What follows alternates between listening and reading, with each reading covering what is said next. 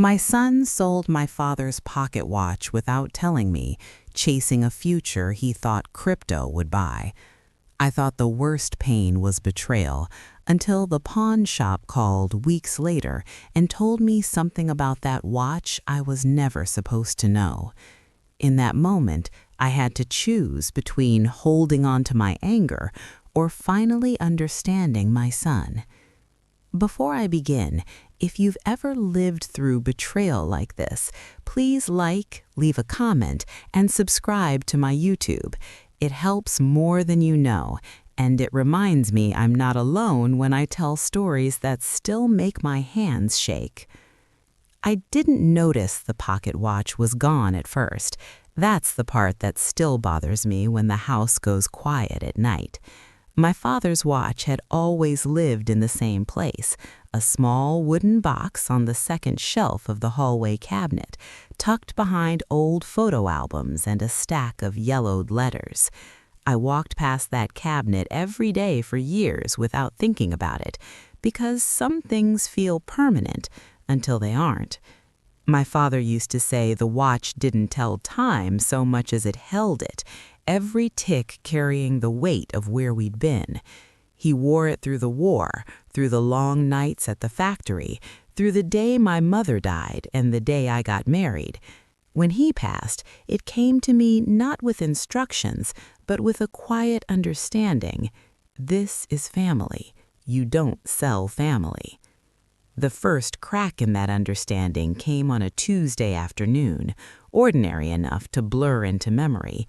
I was cleaning, moving slower than I used to, listening to the radio talk about markets and technology and things that felt far away from my life. I opened the cabinet to find a photograph and noticed the box was missing. I told myself I must have moved it, that age plays tricks, that grief does stranger things. I checked the bedroom, the desk drawer, the closet. I felt a coldness spread across my chest, not panic yet, but something like it. I called out my son's name without thinking, the way a parent does even when the house answers back with silence. My son had moved back home 6 months earlier after losing his job. He said it was temporary, said he was working on something new, something big. He talked about crypto with a kind of light in his eyes that I hadn't seen since he was a boy explaining how a radio worked. I didn't understand it, but I understood hope, so I listened. I watched him pace the kitchen at night, phone glowing in his hands, charts and numbers reflected in his tired face. I told myself this was the world now, that parents had to trust the future even when it sounded like a foreign language. When he came home that evening, I asked him about the watch. I tried to keep my voice steady, casual, like I was asking about the weather. He froze for just a second, and that second told me everything my ears hadn't heard yet. He said he hadn't seen it, shrugged, suggested I might have misplaced it. I nodded, but something settled in my stomach, heavy and unmistakable. I went to bed early and stared at the ceiling, replaying his pause, the way his eyes slid away from mine. 2 days later, I found the empty box tucked behind the washing machine. It was like the house itself had tried to hide the evidence. I sat on the floor and held that box, running my fingers over the worn edges my father's hands had softened. I didn't cry then. I felt hollow, like a room after the furniture's been taken out. That night, I confronted my son. I didn't raise my voice. I didn't need to. I asked him to tell me the truth. He did, eventually.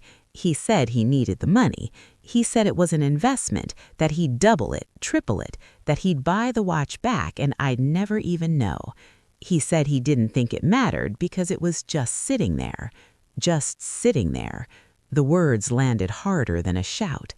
I asked him if he knew what that watch meant, and he said yes, but his yes was thin, stretched over excuses and desperation. He told me crypto was his chance, that he was tired of being behind, that everyone else was getting ahead. He told me he was sorry, and I believed he felt it, But belief didn't fix the space where the watch had been.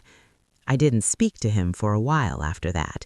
We moved around each other like strangers sharing a hallway. Anger has a way of making even familiar rooms feel hostile. I thought about my father, about what he would say, about the way he taught my son to fish and to tie a proper knot. I wondered if this was my failure, if I'd passed down the watch, but not the values it carried. At night, I imagined it in a glass case somewhere, stripped of its story, reduced to weight and metal and price. Weeks passed. My son's investment didn't go the way he promised. I could see it on his face, the hope dimming into something closer to fear. He avoided my eyes. I avoided his. Then the phone rang one afternoon, an unfamiliar number. I almost didn't answer. When I did, a man's voice asked for me by name and said he was calling from a pawn shop across town. He said he had something that belonged to my family. My heart started to race before he said another word. I thought he was calling to tell me the watch was gone, sold on, lost to a chain of transactions that couldn't be undone. Instead, he said my father's name, pronounced it carefully, like it mattered. He said the watch wasn't ordinary. He said there was a note inside the casing, a message etched so fine it had gone unnoticed for decades. He asked me to come in. I hung up the phone and sat there, hands trembling, staring at the wall. I felt anger rise again, hot and sharp, but beneath it was something else, something like dread. If there was a secret in that watch, it was my father's, and I had lost the right to learn it the way he intended, or so I thought. I didn't tell my son about the call right away. I needed to breathe, to understand what I was feeling before I faced him again. That night, I lay awake thinking about hidden things, about the stories families carry without knowing. I thought about the cost of chasing quick money and the quiet price of holding on to anger. I didn't know yet that the call from the pawn shop was only the beginning, that it would force me to see my son and my father in a way I never had before. I didn't go to the pawn shop the next day, or the day after that. I told myself I needed time, but the truth was, I was afraid. Afraid of what I might learn, afraid of what I might lose all over again. The watch had already been taken from me once, and I didn't know if I was ready to have it placed back in my hands, carrying something heavier than memory. I moved through the house slowly, every sound sharper than usual, every clock louder, as if time itself was reminding me of what had been stolen and what I'd allowed to slip away without guarding it closely enough. My son noticed something was different. He always did, even when he pretended not to. He asked if I was okay, standing in the doorway of the kitchen, his shoulders hunched like he was bracing for another blow. I told him I was fine. It was a lie, but not a cruel one. I didn't want to weaponize the pawn shop call, didn't want to throw it at him like proof of his wrongdoing. I wasn't ready to see his face when I told him, wasn't ready to decide whether this new knowledge would push us further apart or pull us into a conversation we'd both been avoiding. That night, he stayed up late again, the glow of his phone spilling under his bedroom door. I heard him pacing, heard the restless energy that comes when hope starts to sour. I remembered being young, the feeling that if you just made the right move, everything would change. I remembered my father telling me that some things change you faster than you can understand, and some things take a lifetime to show their worth. I wondered which category my son was learning about now. 2 days later, I drove to the pawn shop. It was tucked between a closed-down bakery and a discount furniture store, the kind of place you pass 100 times without really seeing. The bell above the door chimed when I walked in, and the smell of old metal and dust wrapped around me. The man behind the counter recognized me immediately. He was polite, careful, like someone handling something fragile. He reached under the counter and brought out the watch, laying it down between us as if placing a sleeping child in a crib. Seeing it again stole my breath. It looked the same, solid and familiar, but also different, like it had been somewhere I hadn't followed. He told me he hadn't sold it, that something about it felt wrong to him, that the serial numbers didn't line up with the records he had access to. He said curiosity had gotten the better of him. When he opened it, he found the message. He didn't read it aloud. He waited until I nodded, until I was ready. The inscription was tiny, etched into the inside of the back cover, so fine you'd miss it unless you knew to look. It was my father's handwriting. I knew it instantly, the slight slant, the careful curves. It wasn't long, just a few lines. He had written my name, and beneath it, words I never expected to read. He wrote that the watch wasn't meant to be kept forever. He wrote that time, like love, only mattered when it was shared. He wrote that when the moment came, I should let it go and trust that whoever needed it next would learn what it meant to carry responsibility with it. I felt tears then, hot and sudden. The man watched me quietly, giving me space. My father had never said anything like that out loud. He was a man of routine, of keeping things safe, and yet here was proof that he understood something I was only beginning to grasp. The watch wasn't a chain binding us to the past. It was a test, a lesson waiting to be learned. The man asked me what I wanted to do. He said legally the watch was still in pawn, but given the circumstances, he was willing to return it for what my son had borrowed against it. The amount wasn't small. It wasn't impossible either. I thought about my savings, about the careful way I'd built a life around caution. I thought about my son's face when he told me he was sorry, about the fear behind his bravado. I asked if I could have a day to decide. Driving home, the watch felt heavy in my bag, heavier than it ever had in my pocket as a child. I realized that reclaiming it wouldn't just cost money, it would cost a decision about what mattered more, preserving an object or preserving a relationship already cracked and fragile. When I got home, my son was sitting at the table, head in his hands. He looked up when he heard the door, and in that moment, I saw how tired he was. Not lazy, not reckless in the way people like to label the young, but worn down by expectation and disappointment. I told him about the pawn shop call. I told him about the inscription. I watched his expression shift from confusion to disbelief to something like shame.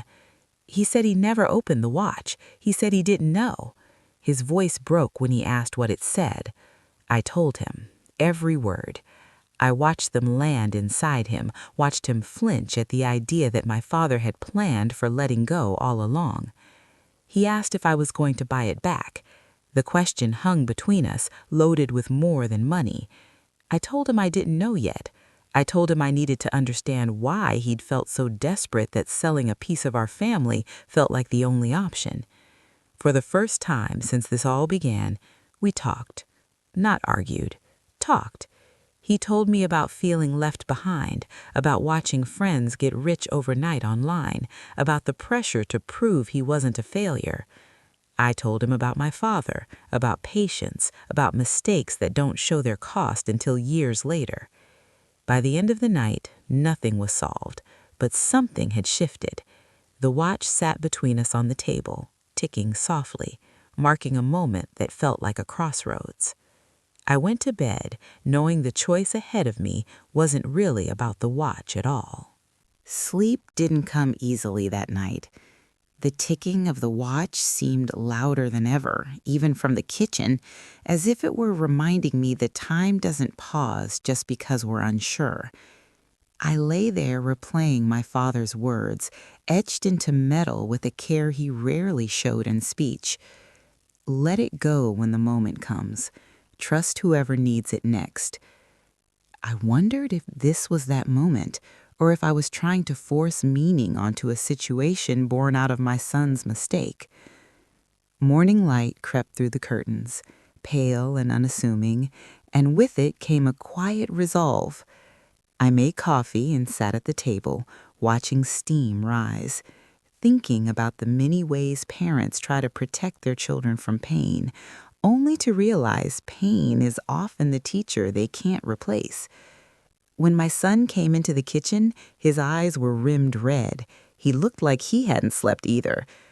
We sat in silence for a while, the watch between us like a third presence, neither accusing nor forgiving. I told him I was going back to the pawn shop that day. I didn't say why. He nodded like he was bracing for a verdict.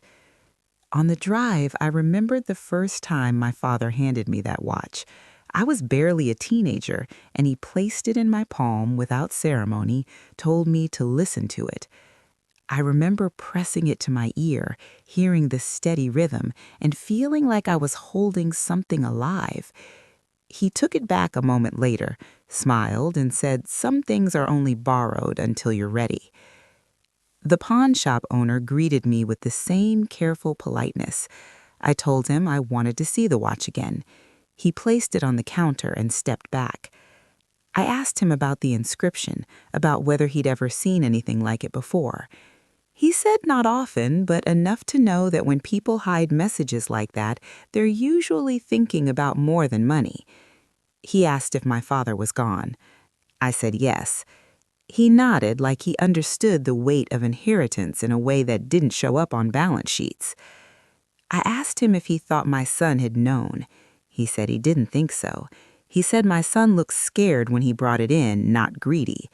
That distinction mattered more than I expected it to. I asked him about the amount needed to settle the loan. He wrote it down.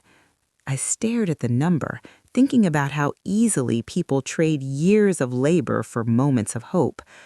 I thought about my father working overtime shifts, about how long it took to save that amount back then. In the end, I paid it. I didn't do it with certainty or pride.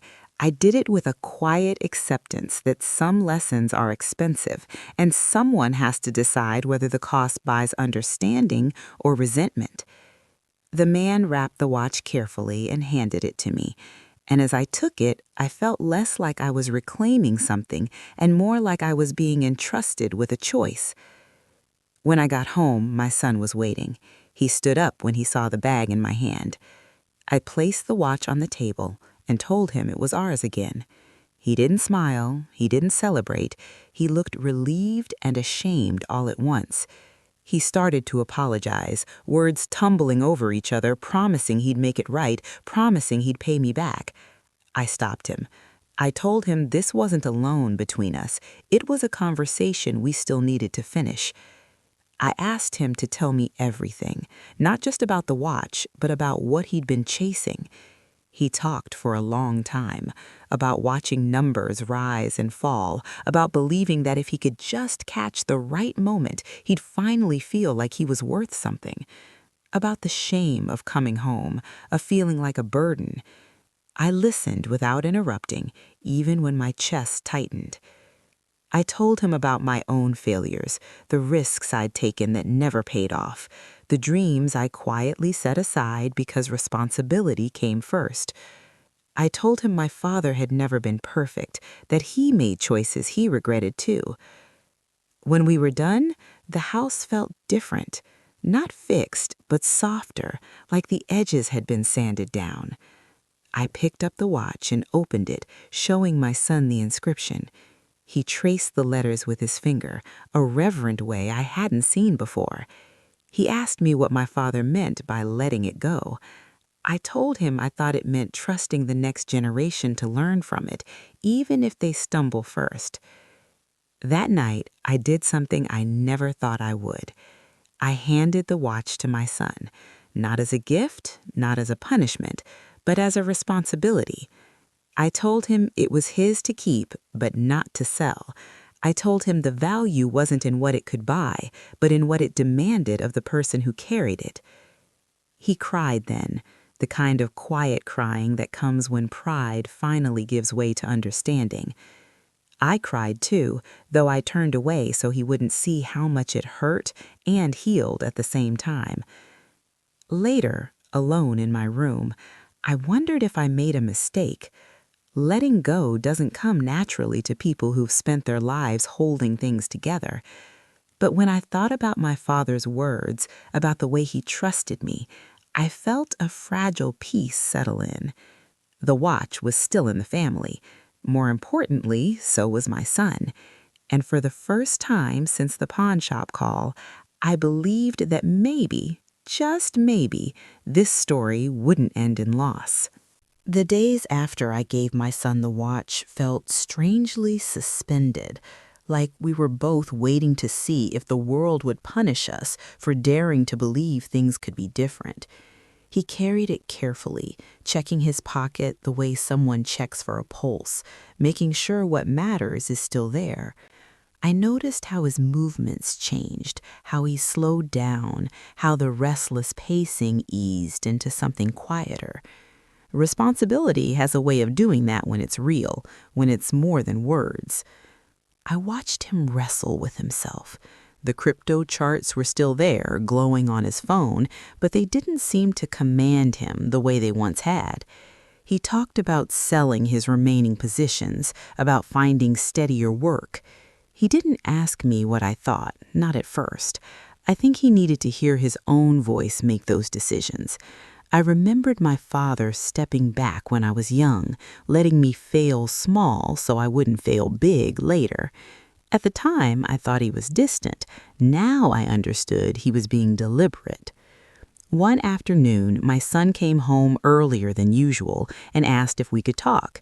We sat at the table where the watch had rested between us days earlier. He told me he'd closed out his crypto accounts, not because he thought it was evil or wrong, but because he realized he'd been using it to measure his worth. He said every rise felt like proof he mattered, and every fall felt like a verdict. He said he didn't want to live like that anymore. I didn't cheer, I didn't lecture. I just listened, the way I wished someone had listened to me when I was his age. That evening, I took out one of my father's old photo albums. We went through it together, page by page. Stories spilled out that I hadn't told in years. About the factory strike, about the night my father walked home in the rain because he'd given his bus money to a stranger, about the mistakes he never talked about, the debts he quietly paid off over time. My son listened, wide-eyed, like he was meeting his grandfather for the first time. I realized then how thin our family stories had become, how easily silence lets misunderstandings grow. A week later, the pawn shop called again. This time, my stomach didn't drop. The man said he'd been thinking about our conversation, about the inscription.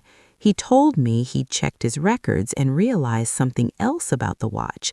It wasn't just sentimental. It was rare, more valuable than either of us had known. He said collectors would pay a small fortune for it. He said he felt obligated to tell me. I hung up the phone and sat there for a long time. I thought about temptation, about how life likes to test lessons right after we think we've learned them. I told my son about the call. I watched his face carefully, half expecting that old spark to return. Instead, he went quiet. He asked how much it was worth. I told him. He let out a long breath and shook his head. He said it didn't matter. He said some things cost more to sell than you ever get back. That answer did something to me. It felt like watching a door close gently instead of slamming shut. I realized then that forgiveness isn't a moment, it's a series of choices you keep making when the old anger tries to come back. I told him I was proud of him. The words felt awkward, unused, but they mattered. He smiled, a real one, not the defensive grin he'd worn for months. Life didn't magically improve after that. Money was still tight, the future was still uncertain, but the house felt warmer. We cooked together more, shared quiet evenings, talked about ordinary things. The watch became part of our rhythm, not a symbol of betrayal, but of continuity.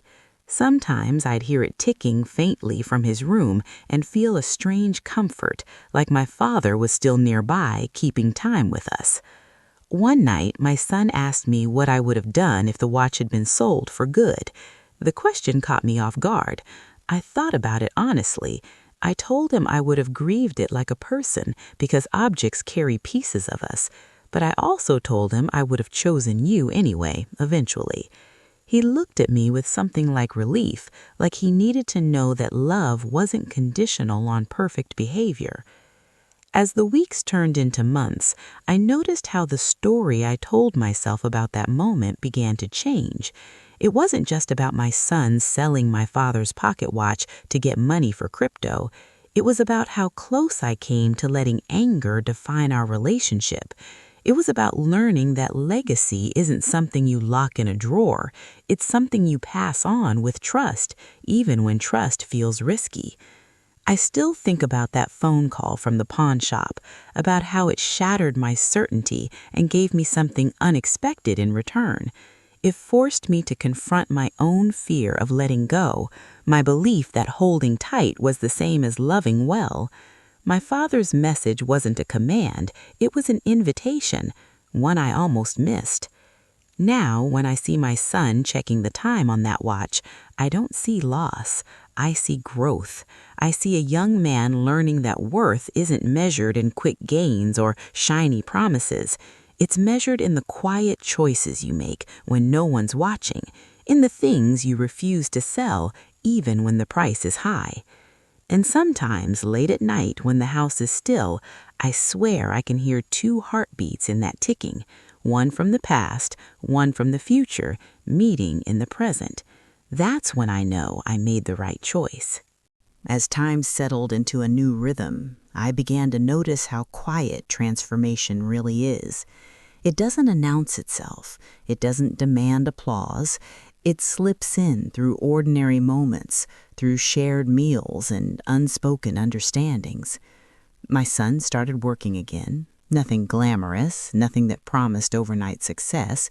He left the house early and came home tired, the honest kind of tired that comes from effort instead of anxiety.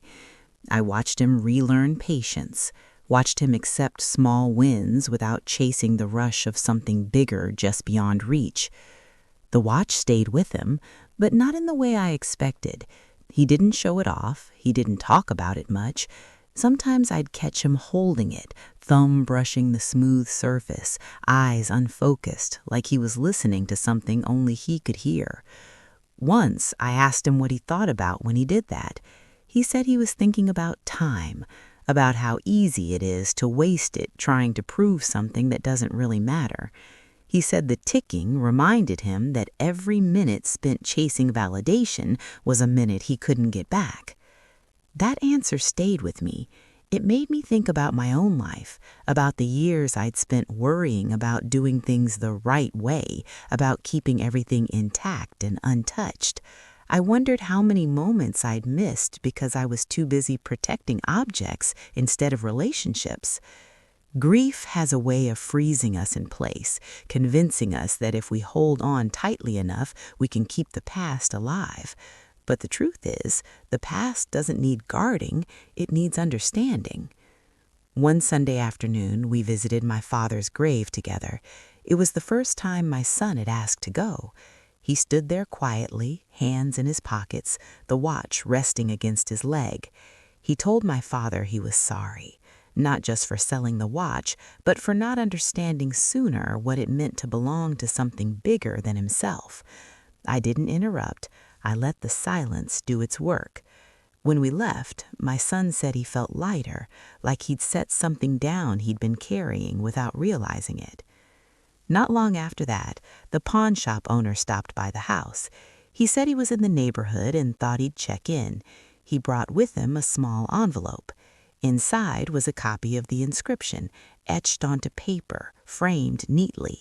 He said he'd started doing that for people after seeing how much it mattered to me. He said sometimes objects teach lessons long after they leave our hands. I thanked him, surprised by how far the ripples of one mistake had traveled. I hung that frame in the hallway, near where the watch used to sit. It became a quiet reminder, not of loss, but of trust. Visitors sometimes asked about it. I told them it was a message from my father. I didn't explain more unless they asked. Some things don't need to be unpacked for everyone. Some lessons are meant to be lived, not displayed. My son and I talked easily now, not just about serious things, but about trivial ones too. We laughed more. We disagreed without fear. The tension that once filled the house had softened into something almost tender. I realized that forgiveness had changed me as much as it had changed him. It had loosened my grip on control, taught me that love doesn't always look like preservation. Sometimes it looks like risk. There were still moments when doubt crept in, late nights when I wondered if I'd made the right choice, if giving him the watch had been too much too soon. But then I'd see him choose responsibility in small, unremarkable ways. I'd see him pass on shortcuts, show up when it was easier to disappear, and each time I felt reassured. One evening, he asked me what I wanted done with the watch when the time came. The question startled me. I told him I hadn't thought that far ahead. He said he had. He said he wanted to pass it on too someday, with the story intact. Not just the story of my father, but the story of his own mistake and how it nearly cost him something he couldn't afford to lose. He said he wanted his children, if he had them, to know that legacy isn't about perfection, it's about repair. That was when I understood the full weight of my father's message. Let it go when the moment comes. Trust whoever needs it next. The watch had done its work. It had revealed our weaknesses, tested our values, and stitched something broken back together. Its worth had nothing to do with rarity or price. Its worth was in the way it forced us to choose who we wanted to be. Now, when people hear my story, they often focus on the betrayal, on the shock of a son selling a family heirloom for crypto. They expect anger, revenge, or final estrangement. What they don't expect is quiet growth or forgiveness that doesn't erase consequences but reshapes them. They don't expect a pawn shop call to become a turning point instead of an ending. I still miss my father. That never goes away. But I feel him in the way my son carries himself now, in the patience he's learning, in the respect he's rebuilding. The watch still ticks, steady and sure, marking time not as something to fear or chase, but something to honor. And if there's one thing this journey has taught me, it's this. The things we hold most tightly can sometimes slip through our fingers for a reason. When they do, what matters isn't how fast we grab them back, but what we learn while they're gone. The months that followed tested us in quieter ways. There were no dramatic confrontations, no sudden revelations, just the slow work of living differently. My son's job became steadier, and with it came a new kind of confidence. It wasn't loud or boastful. It showed up in how he paid his bills on time, how he planned instead of reacted. I watched him learn the value of consistency, something no chart or coin had ever taught him. I found myself changing too. I started letting go of small habits born from fear, double-checking locks, hoarding old papers, holding on to things long past their usefulness. It was as if the watch had opened a door inside me, inviting me to examine what I'd been clinging to and why. Grief had taught me to protect, but forgiveness was teaching me to release. One afternoon, while sorting through old boxes in the garage, I found letters my father had written but never sent. They were addressed to me, written during different seasons of his life. In them, he talked about regret, about wanting to do better by me than his own father had done by him. He wrote about trust, about the fear of raising a child in a world that moves faster than wisdom can keep up. Reading them felt like having a conversation across time. I realized the watch wasn't the only message he'd left behind. It was just the one that demanded attention. I shared the letters with my son. We sat on the floor, backs against the wall, reading them aloud. He was surprised by how vulnerable his grandfather sounded. It changed his image of him from a distant, stoic figure into a man who worried, hoped, and made mistakes. I saw understanding settle into him, the kind that deepens empathy instead of erasing responsibility. Around that time, my son received an offer to invest in a new venture, not crypto this time, but a friend's startup. He brought it to me, not for permission, but for perspective. He laid out the risks, the potential gains, the questions he couldn't answer yet. I listened and asked what he'd learned from before. He paused, then said he'd learned that chasing fast money often meant ignoring slow damage. He said he wanted to move carefully this time. I told him that sounded like wisdom, not fear. He didn't end up investing, not because I discouraged him, but because he decided the timing wasn't right. Watching him make that choice felt like witnessing a quiet victory. Growth rarely looks dramatic from the outside, but from where I stood, it was monumental. The watch continued to mark our days. Sometimes when I felt anxious about the future, I'd ask him for the time just so I could hear it ticking. It became a shared language, a reminder that time passes whether we rush it or respect it. I thought often about how close I'd come to letting resentment define our story, how easy it would have been to draw a hard line and call it justice. One evening, my son asked me if I'd truly forgiven him. The question caught me off guard. I told him forgiveness wasn't a switch you flip. It's something you practice, like patience or kindness. I told him there were days when the hurt still surfaced, but it didn't own me anymore. I told him choosing him over and over was how forgiveness became real. He nodded, absorbing that. He said he was still forgiving himself. I told him that might take longer, but it mattered just as much. We sat there in silence, the watch ticking between us, a steady witness to the work neither of us could rush. As the seasons changed, I noticed how the story I told others began to shift. I stopped leading with the betrayal and started leading with the lesson, not to minimize what happened, but to honor what it taught us. People would listen, sometimes surprised, sometimes moved.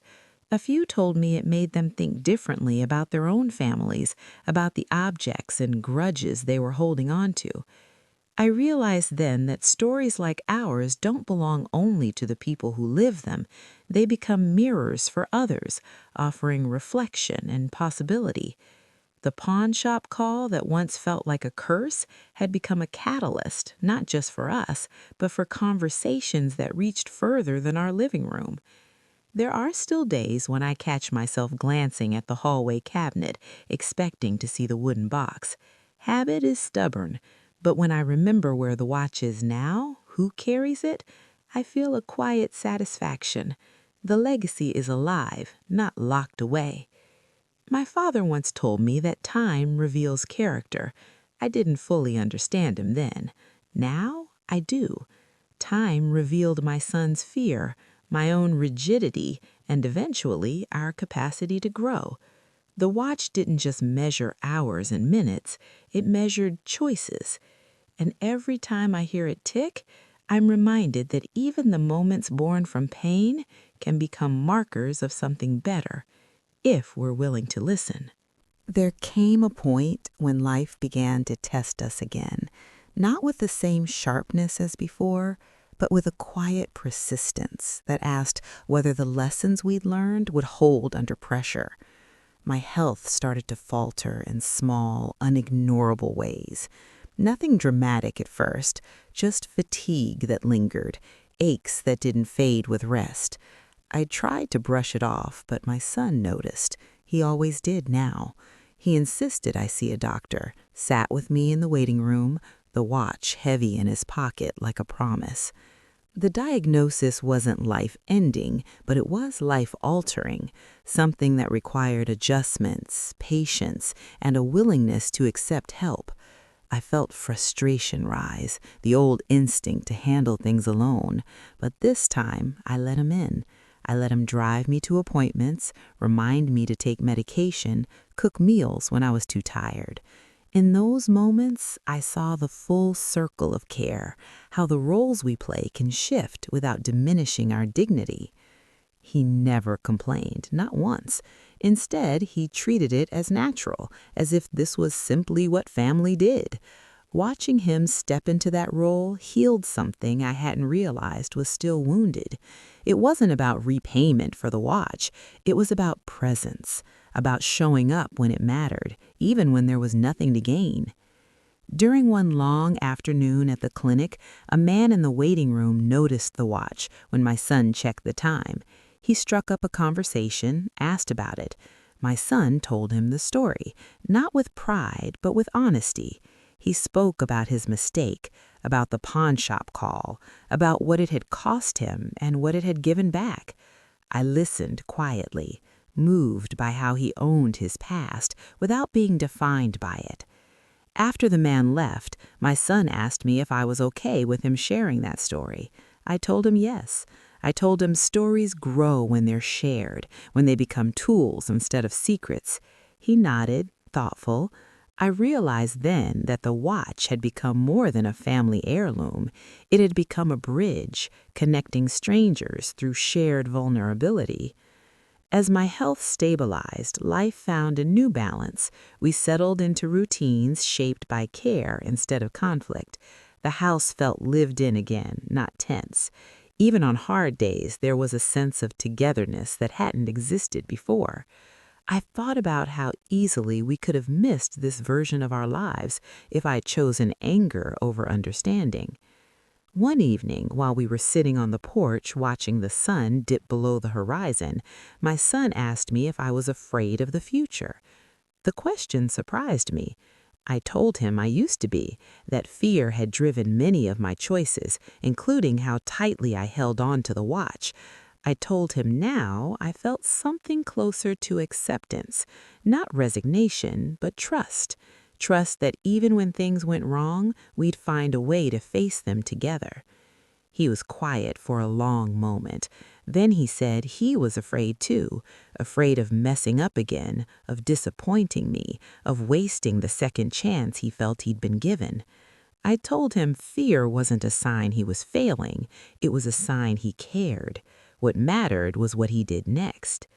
The watch ticked softly between us, the sound blending with the evening. I realized how much comfort I took in that rhythm, how it anchored me when my thoughts drifted too far ahead. Time wasn't rushing anymore. It was moving at a pace we could walk alongside. Later that night, I found myself writing a letter to my father. I told him about the watch, about my son, about the pawn shop call that changed everything. I thanked him for trusting me enough to leave a lesson instead of a rule. Writing it felt like closing a circle, like finally answering a question he'd asked without words. I shared the letter with my son the next day. He read it slowly, carefully. He said he wished he'd known my father better. I told him he did in a way. Legacy isn't just memory, it's behavior. It's the choices we repeat because someone once showed us how. As time went on, I noticed how the story no longer hurt to tell. It still carried weight, but not sharp edges. It had become something we could hold together, examine from different angles, learn from without flinching. That transformation felt like the greatest gift of all. Sometimes when people ask me what I would have done differently, I think about that moment when I found the watch missing. I think about the anger, the betrayal, the urge to draw a line that could never be crossed again. And I'm grateful I paused, grateful I listened, grateful a pawn shop call interrupted my certainty and gave me a chance to choose differently.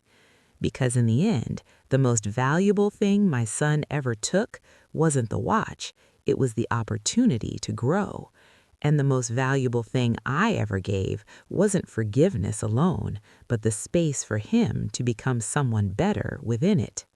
As the year turned, I began to notice how the story had woven itself into the fabric of our everyday lives. It wasn't something we talked about often anymore, but it showed up in the way my son handled disappointment and how he planned for the future without expecting it to rescue him. It showed up in me, too, and how I stopped measuring my worth by how much I could preserve from the past and started measuring it by how present I could be in the now.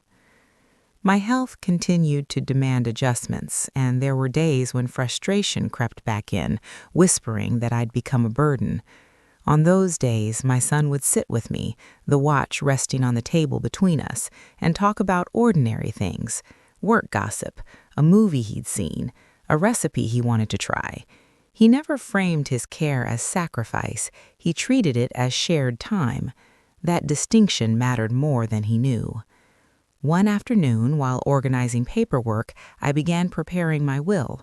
It wasn't something I rushed into, but it felt necessary, like another form of honesty. My son noticed the paper spread out and asked if I wanted help. I told him yes. We talked through things calmly, without dread. When we reached the section about personal items, he hesitated. He asked what I planned to do with the watch. I told him it was already where it belonged. He looked relieved, but also thoughtful. He said he wanted to earn it every day, not just inherit it. I told him inheritance isn't about deserving, it's about stewardship, about what you do with what you're given. He nodded, absorbing that in the quiet way he did now. Around that time, a distant relative reached out after hearing about my father's belongings. They asked if the watch was still in the family, hinted at interest, at offers. Years ago, that conversation would have unsettled me. Now it felt simple. I said yes, it was, and no, it wasn't for sale. When I hung up, I felt no anxiety, no fear of missing out, just clarity. The story traveled farther than I expected. A neighbor mentioned hearing it from someone else, said it made them rethink a long-standing feud with their own child. Another told me it helped them finally sell a family property they'd been clinging to out of guilt instead of love. I realized then that our experience had become something larger, not because it was extraordinary, but because it was honest. One evening, my son admitted something he'd been carrying quietly. He told me that when he sold the watch, part of him hoped I'd never find out, not out of malice, but out of fear. Fear of disappointing me, fear of confirming his worst beliefs about himself. He said living with that secret had been heavier than the loss itself. I told him secrets have a way of costing more than truth ever does. We sat with that for a while, letting it settle. As winter gave way to spring, I felt stronger, more grounded, not cured, not untouched by age or loss, but steadier. The watch continued its steady ticking, a sound that no longer reminded me of what could be taken away, but of what endures when handled with care. One quiet morning, I asked my son if he ever regretted the choices that led him here. He thought for a long time before answering. He said yes, he regretted the pain he caused, but no, he didn't regret the lesson because it changed the direction of his life. He said if it hadn't happened, he might still be chasing something hollow. Hearing that didn't erase the hurt, but it reframed it into something meaningful. We talked about forgiveness again, how it doesn't rewrite the past, but reshapes the future.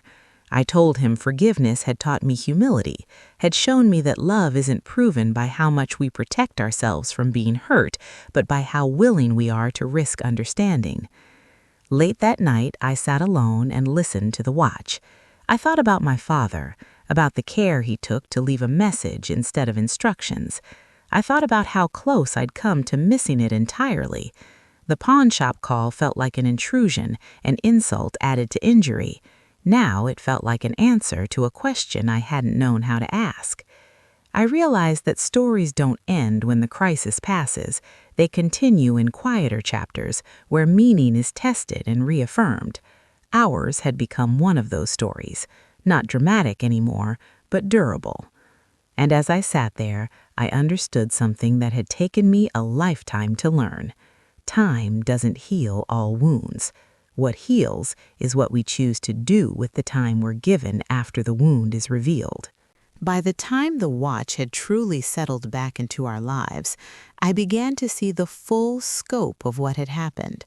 Not just the betrayal or the pawn shop call, but the chain of choices, regrets, and revelations that followed. It wasn't just my son who had changed. I had too. I realized I had spent decades trying to control life's unpredictability, trying to preserve what mattered so tightly that I sometimes missed the people who mattered most. The watch had been a test, yes, but also a mirror. It showed me my failures as a parent and my capacity for patience and understanding I hadn't fully trusted. My son had begun mentoring younger colleagues at work. He shared lessons about responsibility, about patience, about mistakes that could be costly in more ways than money. He didn't tell them about the watch or the pawn shop. He didn't need to.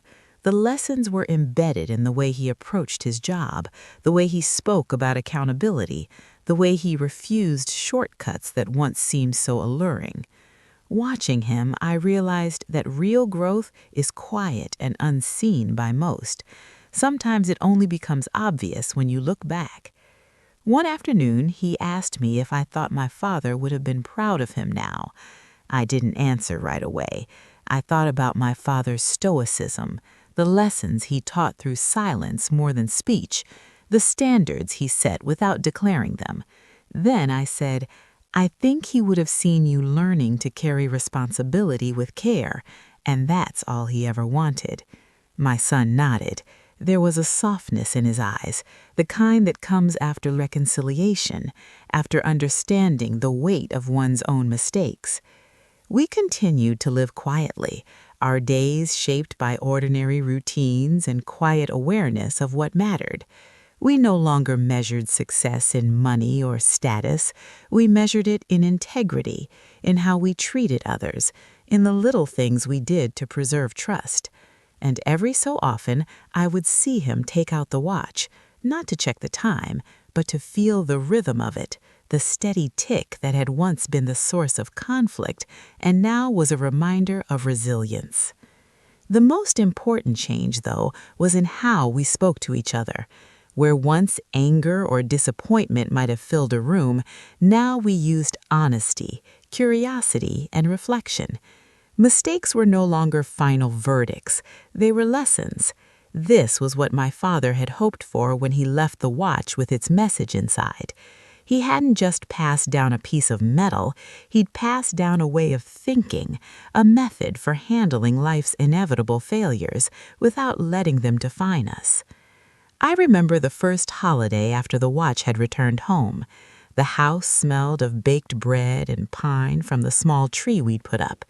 My son and I were wrapping gifts for family members, laughing quietly over mistakes in our wrapping paper and tape. The watch sat on the table between us, its ticking a steady heartbeat. In that moment, I felt a sense of peace I hadn't known in years.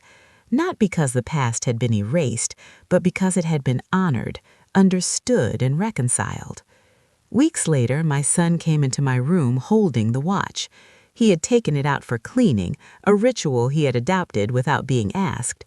He handed it to me and said quietly, "Thank you for trusting me, for not giving up." I felt tears prick my eyes.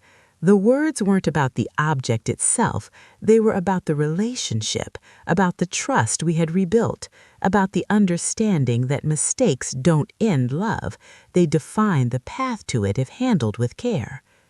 One night I found myself sitting in my father's chair, the one he always used by the window. I held the watch in my hand, feeling the tiny pulse of time beneath my fingertips. I thought about the lessons we had learned, that love isn't possession, that forgiveness doesn't erase consequences, and that the people we care about are more valuable than any object. I realized then that the watch was a symbol, yes, but the real gift was the chance to rebuild, to connect, and to grow in ways that mattered far beyond material value. Looking back now, I see the entire sequence of events like a series of waves. The initial betrayal crashed over me with anger and grief. The pawn shop call was a sudden undertow, pulling me into reflection. Reclaiming the watch was a foothold on steadier ground.